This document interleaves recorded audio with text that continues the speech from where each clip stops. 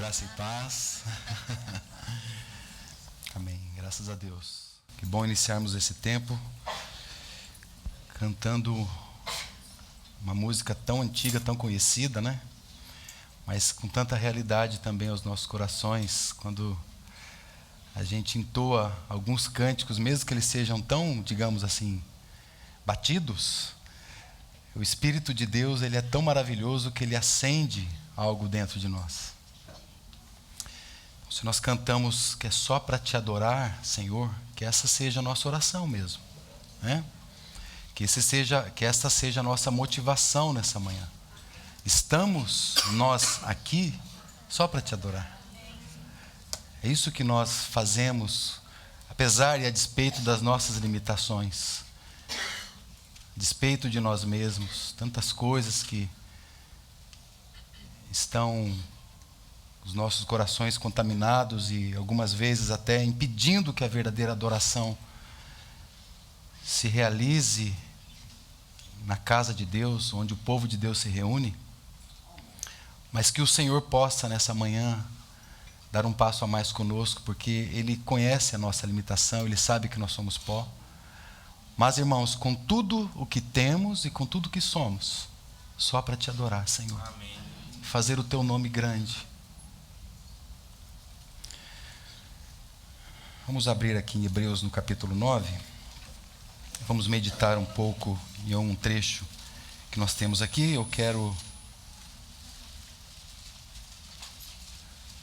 orar com meus irmãos para que essa palavra possa se abrir para nós, para que essa palavra possa se revelar para nós de uma maneira mais ampla. É isso mesmo, amado Senhor, nós te damos graças nessa manhã, nós bendizemos o teu nome, como nós acabamos de cantar, nós nos reunimos aqui só para te adorar, Senhor. Encontre esses verdadeiros adoradores aqui para a tua glória. Encontre, Senhor, neste lugar, nesse local, corações que estão verdadeiramente motivados àquilo ao qual nós fomos chamados verdadeiramente, Senhor. Sim. Encontra isso em nós, para a glória do teu nome. Amém. Algumas vezes nossos pés têm derrapado, Senhor, resvalado, mas nos ajuda, segura forte nas nossas mãos, Senhor. como o Senhor segurou tão firme nas mãos do teu servo, quando olhou para o vento, olhou para o lado, para as circunstâncias, e afundou, tropeçou, mas o Senhor estava ali. Então que esse tempo agora seja só para te adorar. Amém. Seja para a tua glória, para a tua honra. Amém, Senhor. No teu próprio nome, Senhor Jesus. Glória, Senhor. Amém. Amém, Senhor. Amém. Irmãos, a partir do versículo 11, capítulo 9 de Hebreus, a partir do verso 11, diz que: mas, vindo Cristo, o sumo sacerdote dos bens futuros, por um maior e mais perfeito tabernáculo, não feito por mãos, isto é, não desta criação. Eu tenho compartilhado com os irmãos aqui algumas porções do livro de Hebreus, esse maravilhoso livro, essa maravilhosa porção que o Espírito nos deu para que pudéssemos de uma maneira mais clara compreender sombras e figuras do Antigo Testamento. Sem dúvida, sem esse livro, irmãos, estar diante das nossas mãos, estar diante de nós a compreensão das sombras, das figuras, dos tipos do Antigo Testamento, não seria nada fácil para nós. Na verdade, poderíamos dizer sim, como alguns estudiosos afirmam, seria impossível, sem esse livro, nós compreendermos aquilo que estava escrito no passado, não só a respeito do tabernáculo, não só a respeito dos sacerdotes humanos, não só a respeito de todas aquelas sombras e tipos, mas a respeito do próprio Senhor Jesus mesmo, como o Verbo encarnado de Deus. Não seria fácil para nós. Então nós temos aqui essa maravilhosa porção. Sem ela, sem dúvida nenhuma, muito pouca luz, ou como disse, talvez nenhuma luz nós teríamos a respeito dos escritos do passado. Então, graças a Deus por essa porção. E quando compartilhei anteriormente no capítulo 8, me lembro que eu falei de Cristo como ministro de um maior e mais perfeito tabernáculo.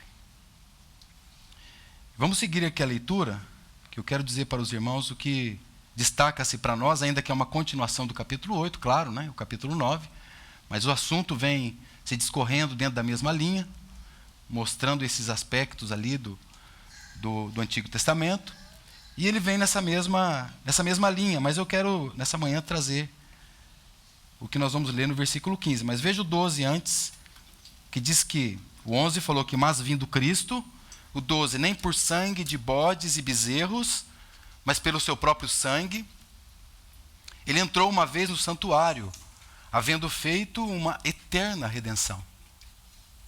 Porque se o sangue de bodes e touros e a cinza de uma novilha esparzida sobre os imundos, ou aspergida, né, os santificam quanto à purificação da carne, quanto mais o sangue de Cristo, que pelo Espírito Eterno se ofereceu a si mesmo, imaculado a Deus, purificará a vossa consciência das obras mortas, para servirdes ao Deus vivo. E por isso, ele é o mediador de um novo testamento, para que, intervindo a morte para a remissão das transgressões que havia debaixo do primeiro testamento, os chamados recebam a promessa da herança eterna. Então nós vemos aqui nesse versículo 15, o que eu gostaria de destacar, que Cristo, ele é o mediador desse novo testamento. Talvez a tua versão esteja mediador de uma nova aliança. Eu conferi, a maioria das versões está assim descrito. É a mesma palavra do original, é traduzida tanto para aliança como para testamento. Mas a diferença é que, para nós compreendermos melhor o que o autor aqui está querendo dizer, a palavra testamento para nós ela consegue dar uma definição melhor. Porque é uma diferença, na nossa língua, da aliança para o testamento. Porque a aliança fala de um pacto. A aliança fala de um acordo, assim como também o testamento. Mas o testamento, no que o autor está querendo dizer, é aquilo que alguém, ainda em vida, escreve e dá designação para quem irão os seus bens. Isso é um testamento. E é isso que o autor está falando aqui. Diferente, né, na nossa interpretação, no nosso conceito de aliança. Então, para nós compreendermos testamento, fica mais claro. Ou seja, eu dou a designação em vida, eu escrevo em vida o que eu quero que aqueles herdeiros irão, então, poder receber a partir do momento da minha morte. E é por isso que ele fala aqui, que intervindo a morte para a remissão das transgressões. Vocês estão vendo aqui? Versículo 15. Então, quando vem a morte do testador, há a remissão dos pecados daquele que receberam esse testamento. Então, quando Cristo morre, o testamento dele, que é o novo testamento, é um novo pacto, é uma nova aliança, ele está dizendo que você não tem mais condenação eterna. E é por isso que ele conclui esse versículo dizendo a promessa de uma herança eterna. Vocês estão vendo? Você pode até receber a herança de alguém muito rico na sua vida. Mas como já disseram, né? Caixão não tem gaveta. Você não leva isso. Né? Como diz, eu nunca vi um cortejo seguido por um carro forte. E você nunca vai ver mesmo. Mas essa herança é a herança que você vai levar para a eternidade. Porque é a salvação eterna de Deus em Cristo Jesus. É uma vida nova no céu, eterna com Ele. Não uma herança terrena, material, que vai passar. Não. Essas heranças são aquelas que a nossa mente e nosso coração estão amarrados. E são essas que nós temos que nos desgarrar. São dessas que nós temos que abrir mão, amados. As coisas estão tendo muito os nossos corações. E estamos nos esquecendo que Cristo, Ele é esse mediador do Novo Testamento. Ele deixou esse testamento para você. É para você, para todo aquele que crê. E nós estamos aqui nessa manhã para comemorar isso. Não tem espaço para outro assunto aqui, senão como nós cantamos, só para te adorar.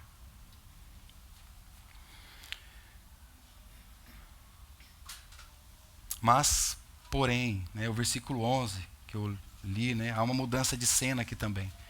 O versículo 15 que nós acabamos de ler, ele está então fazendo uma conclusão do que ele estava falando. Então ele diz, e por isso, né, está fazendo uma ligação daquilo. O verso 11 em diante, ele como que mudasse de assunto, ele está falando, você viu a sombra que eu estava falando aqui do versículo 1 ao versículo 10? Vocês prestaram atenção nas sombras? Então, mas porém vindo Cristo. Quero que vocês saibam que o que estava lá atrás não era errado. Quero que vocês saibam que o que estava lá atrás não é desprezado. O que estava lá atrás era a sombra daquilo que haveria de vir. E por isso mudou o assunto, mudou a dispensação, mudou a aliança, mudou o testamento. Agora o pacto de Deus é com o sangue do Filho de Deus. Essa é a aliança, é assim que ele assina o testamento dele.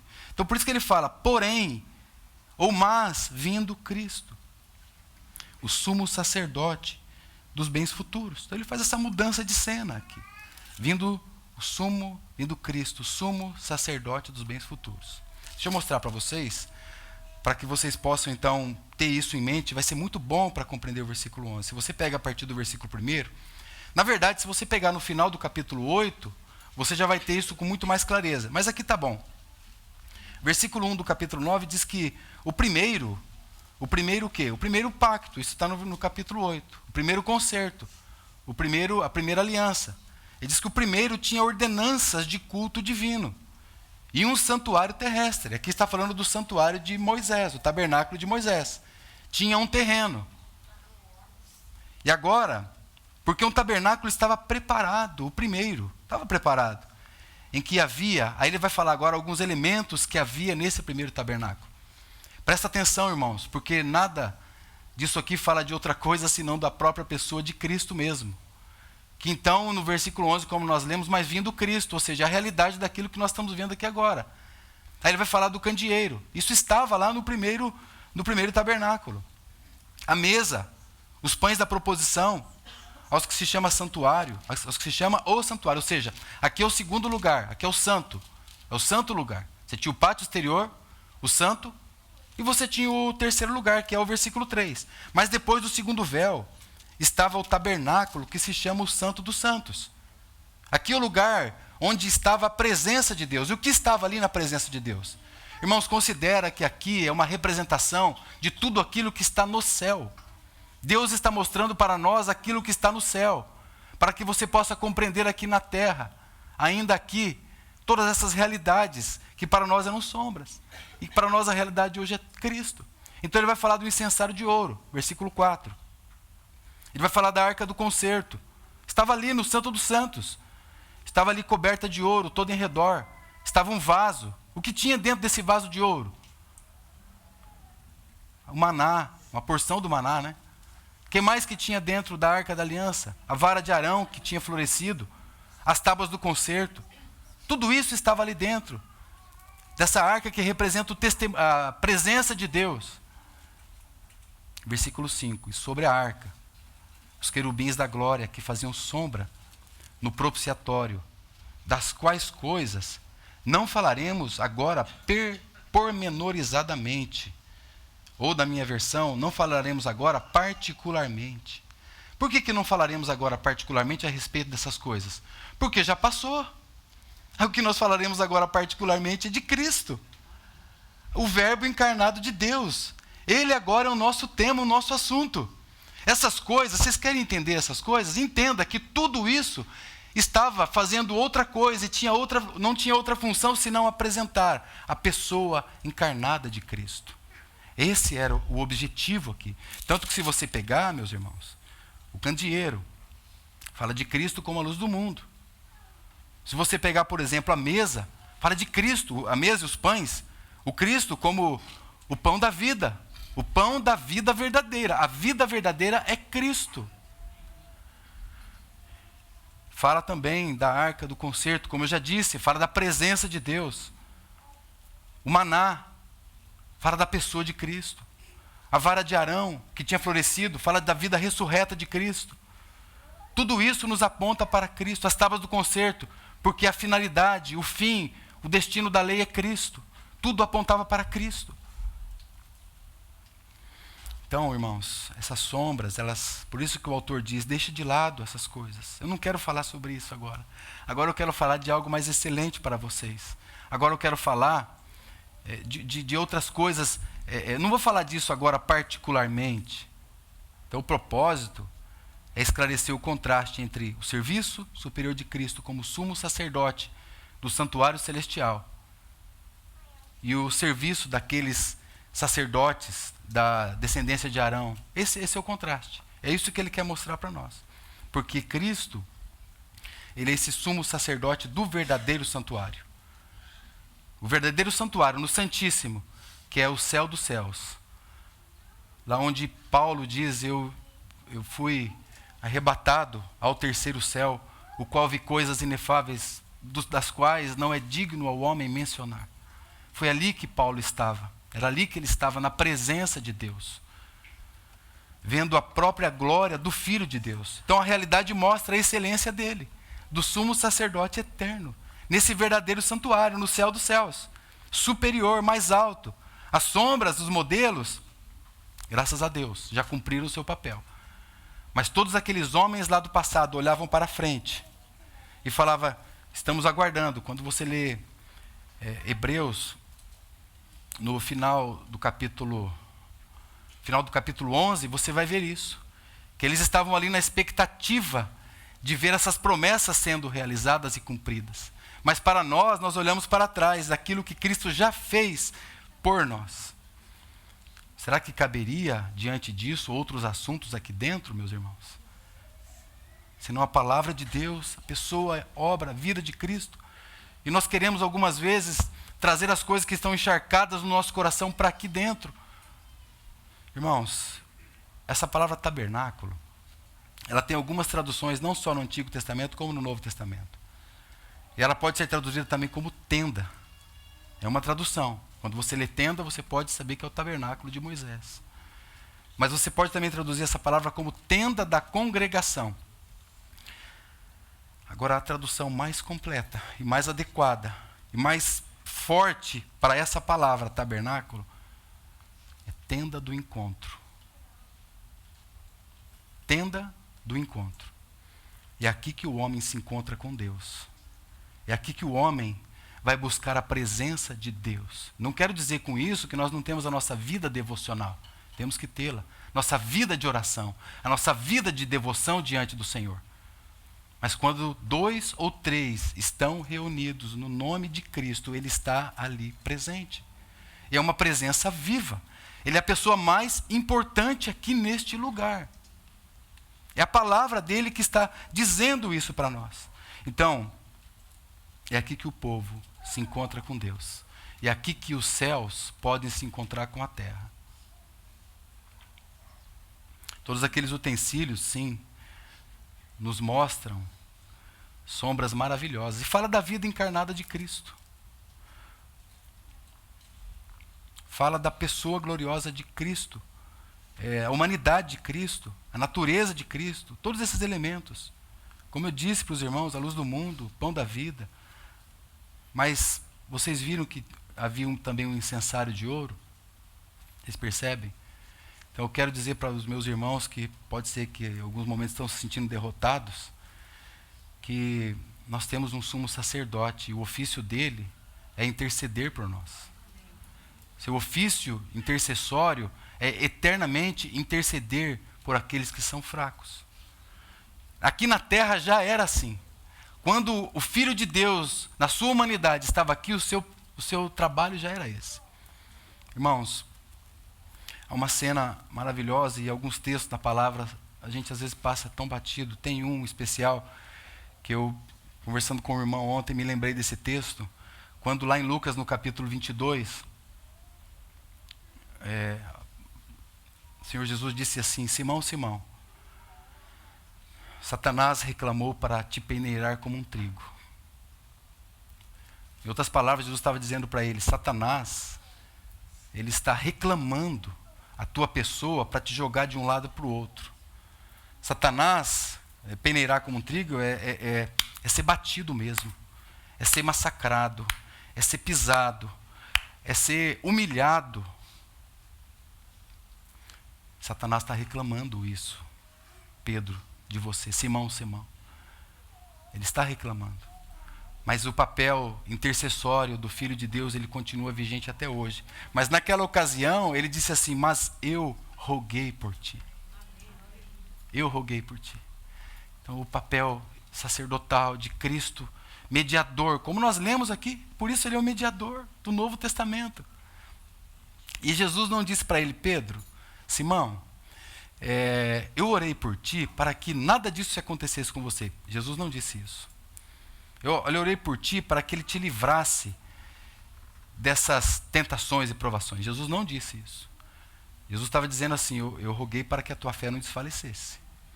Porque nós vamos passar pelas provações, mas nas provações nós teremos o intercessor, o sumo sacerdote, que está intercedendo por nós, porque o diabo quer levar as suas emoções para todos os lados. Você perde a esperança hoje, daqui a pouco você vê uma notícia, você já fica com esperança de novo, aí você vê outra notícia. Os irmãos sabem do que eu estou falando. O nosso mundo está assim. O príncipe deste mundo quer levar você para todos os lados e te esmagar, e te joeirar, e bater você. Irmão, se isso acontecer, precisa sair fruto da sua vida. Fruto de justiça, porque o joio, se você bater o joio, não sai fruto nenhum. Mas quando você bate o trigo, está ali, os frutos para a glória de Deus. Frutos para a glória dele. É isso que precisa o Senhor encontrar em nós. Eu roguei por ti, para que a tua fé não desfalecesse. Ou seja, fica firme, irmãos, no que está escrito. Fica firme, é um reino eterno preparado para nós. Ele é o mediador desse novo pacto, dessa nova aliança que ele escreveu com sangue. Foi com sangue que ele escreveu. Você não é herdeiro porque tem direito, ou seja, não há um inventário, né? Quando alguém morre, não deixa o testamento, fica um inventário, aí, dependendo do caso, começam as confusões, né? Porque um quer mais que o outro.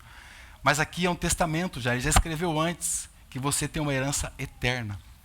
Você é chamado para essa herança eterna.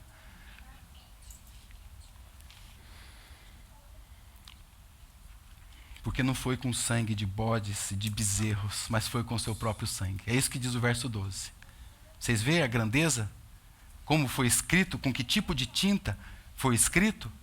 Pelo seu próprio sangue, ele entrou no santuário. Verso 12. Como que ele entrou? Antes, o sumo sacerdote apresentava o sangue do outro, o sangue alheio. Era assim que funcionava. Quando Adão pecou, um animal foi morto para cobrir o homem. Isso representa a justiça de Deus. O sacrifício de Abel foi melhor do que o sacrifício de Caim. Porque houve um sacrifício. O outro pagou. Logo que Noé, que saem da arca, no capítulo 8 de Gênesis, você já vê que ele promove ali um holocausto. É um inocente pagando por pecadores. E é isso que já estava ali. Então, essas redenções, digamos assim, essa redenção não se tratava de uma redenção eterna. Por isso que ele fala aqui para nós no verso 12. Havendo efetuado uma eterna redenção. Vocês viram? A redenção dele foi eterna. Essas outras eram temporais. Precisava ser repetida. E aí, meus irmãos, ele entra então com o seu próprio sangue. Agora, por que derramamento de sangue? Por que Deus estabelecia dessa maneira? E isso é o que deve fazer toda a diferença para nós. Você vê em várias partes da Bíblia, eu fui pesquisar isso numa busca, é recheada a palavra de Deus mostrar que a vida está no sangue. Recheado. A vida da alma está no sangue, a vida do corpo está no sangue. Ao passo que se você derramou sangue, você morreu. Deus, Jesus, o Senhor Jesus, a pessoa bendita do Verbo encarnado, ele entregou o seu sangue, ele morreu por você. É isso. Então ele deu a sua vida por você. É isso que nós vemos na palavra de Deus. A vida está no sangue. E Deus estabeleceu que sem derramamento de sangue não há remissão de pecados. E Cristo derramou o seu sangue por indignos pecadores como nós. Então, amados, tudo apontava lá anteriormente para Cristo. E aí no verso 14 você vê que quanto mais o sangue de Cristo, vocês estão vendo o valor? Quanto mais o sangue de Cristo, porque é uma redenção eterna. Então, o verso 12 falou que ele entrou uma vez com o seu próprio sangue no santuário. Então, o sangue de Cristo na terra dá o testemunho. E o sangue de Cristo no céu, onde ele penetrou, lá no terceiro céu, no lugar santíssimo, no maior, no mais perfeito tabernáculo, ele intercede por nós. Como que ele intercede por nós? Será que ele está lá ajoelhado, com as mãos assim, pedindo para Deus? Irmãos, quando João tem a visão do Apocalipse, o que é que ele vê ali, sentado no trono? Um semelhante ao Cordeiro. A própria vida e a pessoa entronizada de Cristo mostra que ele é um intercessor. Quando qualquer visão que há do trono de Deus, você vai ver ali as marcas da cruz. Você vai ver ali um corpo glorificado, lá no terceiro céu. Você vai ver um semelhante a um cordeiro, como tendo sido morto. Então é assim que ele intercede. Ele está lá entronizado, esse que tem a face de leão, como diz Apocalipse no capítulo 4, e como um cordeiro que havendo sido morto. Ou seja, há um sacrifício fresco diante de Deus, intercedendo por nós. Eu morri por eles. Essa obra eu fiz por eles na vida deles. Então Cristo, irmãos, ele entrou com o seu próprio sangue no verdadeiro tabernáculo. Ele é o ministro do verdadeiro tabernáculo. E ele efetuou essa eterna redenção. Ele tendo efetuado uma eterna redenção. Você pode dizer assim, eu sou redimido, porque Cristo é o nosso Redentor. Isso é um tema que está em todas as Escrituras. A redenção de Deus é um tema, como diz o irmão Scrogg, é um tema subjacente em toda a Escritura. Ou seja, está ali, está implícito, de alguma maneira está mostrando ali. Quando você vê Jó, possivelmente o primeiro livro que foi escrito da palavra, possivelmente, ou cronologicamente, possivelmente cronológico, ele disse que eu sei, olha só, irmão, aleluia, eu sei que o meu Redentor vive.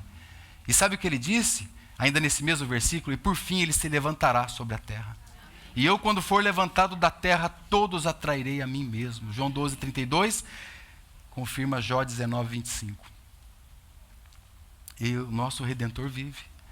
Lá no Antigo Testamento, quando você lê os profetas, Isaías disse, eu te remi. Eu te remi. Isso já encontra a antecipação da redenção por meio de uma tipologia profética. Vocês veem aqui no verso 12 que Cristo efetuou uma eterna redenção? Isaías mesmo vai dizer, porque o teu Criador é o teu marido. Senhor dos Exércitos é o seu nome. O Santo de Israel é o teu Redentor. Quando você avança nas páginas das Escrituras, a redenção está ali, irmãos. Livro de Atos, as epístolas, você vê a aplicação da redenção às necessidades do homem. Agora, é maravilhosa quando você tem muito mais luz nas páginas dos evangelhos, quando você vê a obra da redenção efetuada pela pessoa de Cristo. Ou seja, o cumprimento, a realização da redenção por meio da morte do nosso Senhor Jesus Cristo. No livro de Apocalipse, então, você vê a consumação da redenção. E como que nós vemos a consumação da redenção? Porque a redenção ela tem vários aspectos. O irmão Austin Sparks ele fala que a redenção ela tem 8 notas primárias e tem as notas subsidiárias também. Então você tem a encarnação, a vida terrena, a cruz, a ressurreição, os 40 dias após a ressurreição, a ascensão, a glorificação de Cristo, o advento do Espírito Santo, o nascimento, a vocação, a plenitude da igreja. A próxima vinda de Cristo também está relacionado com a redenção. Mas, irmãos, quando você abre as páginas do livro de Apocalipse, você vê a consumação da redenção, porque todos os reinos do mundo estão sujeitos a Cristo. Ali é a consumação da redenção. É uma obra maravilhosa, efetuada pelo nosso Senhor e Salvador. Hebreus capítulo 5, verso 9, diz que ele é o autor da salvação eterna. Então, ou seja, se você tem uma eterna redenção, você tem que ter um Salvador eterno. Então, no capítulo 5, eu sei que alguns já estão abrindo, né? No verso 9, diz, sendo ele consumado, veio a ser a causa da eterna salvação para todos os que lhe obedecem. Então, um eterno Salvador proporciona uma eterna redenção. E por isso, irmãos, que você tem no verso 15, o final do verso 15, nós lemos a promessa da herança eterna. Então você tem o Salvador eterno, a eterna redenção e essa herança eterna. E aí então o verso 15, Por isso, ele é o mediador. Amém, irmãos? Que o nosso Senhor possa nos ajudar nessa manhã como nosso mediador, como aquele que intercede incansavelmente por nós. Que ele possa ser glorificado nessa manhã. Os pecados faziam separação entre nós e o nosso Deus. Os nossos pecados são dignos de juízo. Mas o Senhor Jesus, ele derramou o seu sangue inocente por indignos pecadores como nós. E ninguém, irmãos, ninguém pode entrar nessa presença de Deus. Ninguém pode ter aqui um encontro com Ele. Nós não vamos na igreja. A igreja se reúne. Esse lugar não é um lugar santo. É um lugar separado para um fim específico, para um propósito específico. E agora, como salvos e redimidos, no nome do Senhor Jesus. E ele diz aqui, os chamados, o verso 15 diz isso, os chamados recebem a promessa da herança. Então você foi chamado. Como que você sabe se você foi chamado? Porque você está ouvindo isso agora. Se hoje ouvires a voz do Senhor, não endureçais o vosso coração. Você é chamado a essa eterna herança, essa eterna redenção, essa eterna promessa, a entrar no Santo dos Santos, por meio daquele que penetrou os céus. Você é chamado a um encontro com o Senhor, junto dos santos de Deus. Amém? Te damos muitas graças, amado Senhor, essa manhã, pela Tua palavra, por nos mostrar que tão grande salvação, que tão grande Salvador, um Salvador eterno, uma herança eterna, uma redenção eterna, um testamento o qual ninguém pode renunciar ou mesmo abdicar, um testamento que ninguém pode deixar de lado, Senhor, colocar de lado. Ó Senhor, foi escrito com o Teu próprio sangue. E nessa manhã aqui, salvos, redimidos pelo Teu sangue, lavados, Senhor, lavados pelo Teu sangue precioso, que foi vertido por nós na cruz, nós nos reunimos para a glória do Teu nome. Amém. Seja engrandecido no nosso meio, Senhor. Amém, sim. Tu és mesmo, Senhor, aquele que intercede verdadeiramente por nós. Tu és mesmo, Senhor, o pão da vida, Senhor. Tu és mesmo a luz do mundo. Amém. Louvado seja o Teu nome, pela Tua presença aqui no nosso meio. Nós Te louvamos e cremos que o Senhor está aqui, não por causa de nós ou nossos méritos, nem tampouco pelos nossos sentimentos, mas pela Tua palavra, que onde 2 ou 3 estão, o Senhor também está. No Teu nome, Senhor Jesus. Louvado seja para a glória do Teu nome. Teu nome, Jesus. Aleluia. Aleluia, Senhor. Amém.